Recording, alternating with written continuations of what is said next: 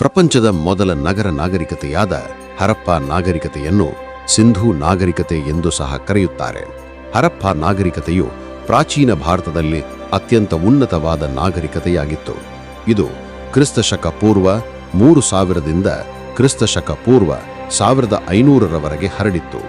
ಈ ನಾಗರಿಕತೆ ಪಾಕಿಸ್ತಾನ ಮತ್ತು ಭಾರತದ ಉತ್ತರ ಪಶ್ಚಿಮ ಭಾಗಗಳಲ್ಲಿ ಹರಡಿಕೊಂಡಿತ್ತು. ಈ ನಾಗರಿಕತೆ ಸಿಂಧೂ ನದಿಯ ತಟದಲ್ಲೂ ಮತ್ತು ಅದರ ಉಪನದಿಗಳ ತಟದಲ್ಲೂ ನೆಲೆಯೂರಿತ್ತು. ಇದು ಭಾರತೀಯ ಉಪಖಂಡದ ಪ್ರಮುಖ ಭಾಗಗಳನ್ನು ಆವರಿಸಿದ್ದು, ಪಶ್ಚಿಮದಲ್ಲಿ ಬಲೂಚಿಸ್ತಾನದಿಂದ ಪೂರ್ವದಲ್ಲಿ ಗಂಗಾ ನದಿಯ ತನಕ, ಉತ್ತರದಲ್ಲಿ ಕಾಶ್ಮೀರದಿಂದ ದಕ್ಷಿಣದಲ್ಲಿ ಗೋದಾವರಿ ನದಿವರೆಗೂ ಹರಡಿತ್ತು. ಇಲ್ಲಿನ ಪ್ರಮುಖ ನಗರಗಳು ಹರಪ್ಪ, ಮೆಹೆಂಜೋದಾರೋ, ಕಾಲಿಭಂಗನ್, ಲೋಥಾಲ್, ಧೋಲವೀರ, ಬನ್ವಾಲಿ. ಹರಪ್ಪ ಜನರು ಅತ್ಯಂತ ಸುಧಾರಿತ ನಗರ ಯೋಜನೆಯ ಮಾದರಿಯನ್ನು ಅನುಸರಿಸಿದ್ದರು. ನಗರಗಳನ್ನು ವೈಜ್ಞಾನಿಕವಾಗಿ ವಿನ್ಯಾಸಗೊಳಿಸಲಾಗಿತ್ತು. ರಸ್ತೆಗಳು ಸಮಾಂತರವಾಗಿ ಹರಡಿದ್ದು, ಸಣ್ಣ ರಸ್ತೆ ಮತ್ತು ಮುಖ್ಯ ರಸ್ತೆ ಇರುವುದನ್ನು ಕಾಣಬಹುದು. ಮನೆಗಳನ್ನು ಸುಟ್ಟ ಇಟ್ಟಿಗೆಗಳಿಂದ ನಿರ್ಮಿಸಲಾಗುತ್ತಿತ್ತು. ಮನೆಗಳಲ್ಲಿ ಸಾಮಾನ್ಯವಾಗಿ 2 ಅಥವಾ 3 ಕೋಣೆಗಳಿರುತ್ತಿದ್ದವು. ಮೆಹೆಂಜೋದಾರೋದಲ್ಲಿನ ಪ್ರಸಿದ್ಧ ಸಮುದಾಯ ಸ್ನಾನಗೃಹ ಈ ನಾಗರಿಕತೆಯ ಅತಿ ದೊಡ್ಡ ಕೊಡುಗೆಯಾಗಿದೆ. ಇಲ್ಲಿನ ಒಳಚರಂಡಿ ವ್ಯವಸ್ಥೆ ಅತ್ಯಂತ ವಿಜ್ಞಾನ ಆಧಾರಿತವಾಗಿತ್ತು ಮತ್ತು ಇದು ಇಡೀ ಪ್ರಪಂಚದಲ್ಲಿಯೇ ಮೊದಲನೆಯದು. ಲೋಥಾಲ್ ಪಟ್ಟಣದಲ್ಲಿ ಬೃಹತ್ ಬಂದರು ಇರುವುದರಿಂದ ವಿದೇಶಿ ವ್ಯಾಪಾರವನ್ನು ಉತ್ತಮವಾಗಿ ಮಾಡುತ್ತಿದ್ದರು. ಹರಪ್ಪ ಜನರ ಆರ್ಥಿಕತೆಯ ಮೂಲ ಆಧಾರ ಕೃಷಿ. ಅವರ ಜೀವನದಲ್ಲಿ ಕೃಷಿ, ಜಾನುವಾರು ಸಾಕಾಣಿಕೆ, ವಾಣಿಜ್ಯ ಮತ್ತು ಕೈಗಾರಿಕೆಗೆ ಮಹತ್ವವಿತ್ತು. ಗೋಧಿ, ಜೋಳ, ಬೀನ್ಸ್, ಎಳ್ಳು, ಭತ್ತವನ್ನು ಬೆಳೆಯುತ್ತಿದ್ದರು. ಹಸು, ಕುರಿ, ಆಡು, ಎತ್ತು ಸಾಕಾಣಿಕೆ ಮಾಡುತ್ತಿದ್ದರು. ಲೋಹಗಾರಿಕೆ, ಕುಂಭಾರಿಕೆ, ನೂನಿನ ಉದ್ಯಮ ಮತ್ತು ಗಾಜಿನ ವಸ್ತುಗಳನ್ನು ತಯಾರಿಸುತ್ತಿದ್ದರು. ಅಷ್ಟೇ ಅಲ್ಲದೆ ಮೆಸೊಪಟೇಮಿಯಾ, ಪರ್ಸಿಯಾ ಮತ್ತು ಆಫ್ರಿಕಾದ ಕೆಲವು ಭಾಗಗಳೊಂದಿಗೆ ವ್ಯಾಪಾರ ನಡೆಸುತ್ತಿದ್ದರು.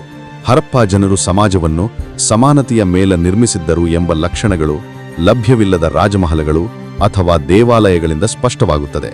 ಈ ನಾಗರಿಕತೆಯಲ್ಲಿ ಧಾರ್ಮಿಕ ಜೀವನ ಬಹುಮಾಲು ಪ್ರಕೃತಿ ಪೂಜೆಯಲ್ಲಿತ್ತು. ಪಶುಪತಿ ಅಂದರೆ ಶಿವನನ್ನು ಪೂಜೆ ಮಾಡುತ್ತಿದ್ದರು. ಅಷ್ಟೇ ಅಲ್ಲದೆ ಮಾತೃದೇವತೆಯನ್ನು ಪೂಜೆ ಮಾಡುತ್ತಿದ್ದರು. ಮೆಹೆಂಜೋದಾರೋದಲ್ಲಿನ ನೃತ್ಯ ಮಾಡುತ್ತಿರುವ ಹುಡುಗಿಯ ಕಂಚಿನ ಪ್ರತಿಮೆ ದೊರೆತಿದ್ದು, ಇದು ಅವರ ಲೋಹ ವಿದ್ಯೆಯನ್ನು ತಿಳಿಸುತ್ತದೆ. ಹರಪ್ಪ ಜನರು ಶವವನ್ನು ಉತ್ತರ ದಕ್ಷಿಣವಾಗಿ ಹೂಳುತ್ತಿದ್ದರು. ಹರಪ್ಪ ಲಿಪಿಯನ್ನು ಇಂದಿಗೂ ಪೂರ್ತಿಯಾಗಿ ತಿಳಿಯಲು ಆಗಲಿಲ್ಲ.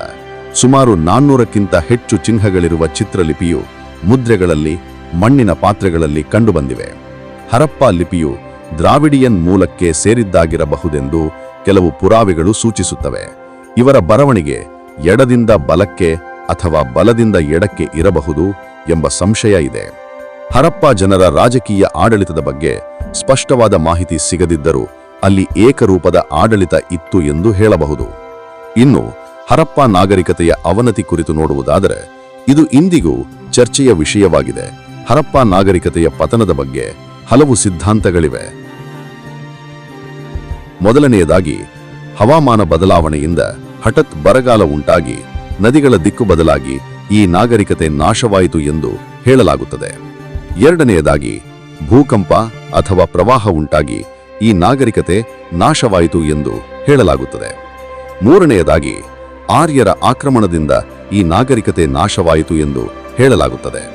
ಕೊನೆಯದಾಗಿ, ಅರಣ್ಯ ನಾಶವಾಗಿ ಮತ್ತು ಮಣ್ಣಿನ ಫಲವತ್ತತೆ ಹಾಳಾಗಿ ಇಲ್ಲಿನ ಜನರು ಬೇರೆ ಬೇರೆ ಪ್ರದೇಶಗಳಿಗೆ ವಲಸೆ ಹೋದರು ಎಂದು ಹೇಳಲಾಗುತ್ತದೆ. ಅದೇನೇ ಆದರೂ ವಿಶ್ವದ ಮೊದಲ ನಗರ ನಾಗರಿಕತೆಯಾದ ಹರಪ್ಪ ನಾಗರಿಕತೆ ಇಂದಿನ ಭಾರತೀಯ ಇತಿಹಾಸಕ್ಕೆ ಚಿನ್ನದ ಕಳಸವಿದ್ದಂತೆ. ಇವರ ಕಲೆ, ನಗರ ಯೋಜನೆ, ಕೈಗಾರಿಕೆಗಳು, ಪರಿಸರ ಸಂರಕ್ಷಣೆಯ ಕಲ್ಪನೆಗಳು ಅತ್ಯಮೂಲ್ಯ. ಇಂದಿನ ದಕ್ಷಿಣ ಆಫ್ರಿಕಾದೊಂದಿಗೆ ಹೊಂದಾಣಿಕೆಯಾಗುವ ನೂರಾರು ಶಿಲ್ಪಕಲೆಗಳು ಮತ್ತು ಸಾಂಸ್ಕೃತಿಕ ಶ್ರೇಷ್ಠತೆಗಳು ಈ ನಾಗರಿಕತೆಯಲ್ಲಿ ನಿಖರವಾಗಿ ಕಂಡುಬರುತ್ತವೆ. ಹರಪ್ಪ ಜನರ ಜೀವನ, ವಿಜ್ಞಾನ, ಶಿಲ್ಪಕಲೆ, ನೈತಿಕತೆ, ಧರ್ಮ ಮತ್ತು ಸಮಾಜ ಉನ್ನತವಾಗಿತ್ತು. ಇವರೆಲ್ಲರೂ ಅಪೂರ್ವ ವಿಶ್ವದ ಒಂದು ಶ್ರೇಷ್ಠ ನಾಗರಿಕತೆಯ ಸಂಕೇತವಾಗಿದ್ದಾರೆ. ಈ ನಾಗರಿಕತೆಯ ಅಧ್ಯಯನದಿಂದ ಇಂದಿನ ಸಮಾಜಕ್ಕೂ ಅನೇಕ ಮೌಲ್ಯಗಳು ತಿಳಿದವು. ಇನ್ನು ಈ ನಾಗರಿಕತೆ ಇತಿಹಾಸ, ಸಂಸ್ಕೃತಿ, ಕಲೆ, ಅವರ ಜೀವನ ಶೈಲಿ ಮತ್ತು ಕ್ರಿಯಾಶೀಲತೆಯ ಕಥೆ ನಿಜಕ್ಕೂ ವಿಸ್ಮಯಕರ ಮತ್ತು ಅಷ್ಟೇ ಅದ್ಭುತವಾಗಿದೆ. ಸ್ನೇಹಿತರೆ, ಈ ವಿಡಿಯೋ ನಿಮಗೆ ಇಷ್ಟವಾಗಿದ್ದರೆ ದಯವಿಟ್ಟು ಒಂದು ಲೈಕ್ ಮಾಡಿ, ಹಾಗೆ ನಮ್ಮ ಚಾನಲ್ಗೆ ಸಬ್ಸ್ಕ್ರೈಬ್ ಮಾಡಿಕೊಳ್ಳುವುದನ್ನು ಮರೆಯಬೇಡಿ. ಮತ್ತೊಂದು ಇದೇ ತರಹ ಕುತೂಹಲಕಾರಿ ವಿಷಯದೊಂದಿಗೆ ನಿಮ್ಮನ್ನು ಭೇಟಿಯಾಗುತ್ತೇನೆ. ಧನ್ಯವಾದಗಳು.